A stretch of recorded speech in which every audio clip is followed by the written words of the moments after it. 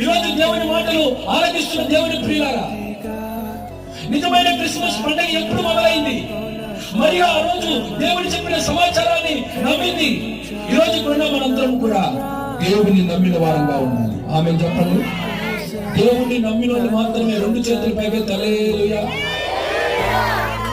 కొంతమంది ఇక్కడ నమ్మినట్లేదే, స్తోత్రం చెప్పండి.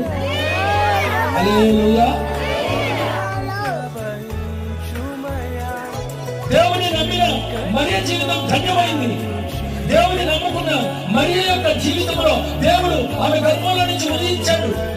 ఎప్పుడైతే ఆ మాటలు నమ్మిందో, దేవుని నమ్మిందో, లోకరక్షకుడైన యేసయ్య, లోకమంతటిని సృష్టించిన సృష్టికర్త యేసు ప్రభుని ఆమె గర్భంలో నుంచి బయటికి తీసుకురావడానికి ఆమె ఎన్నుకోబడింది. కారణం ఆమె దేవుని నమ్మింది. దేవుని నమ్మింది.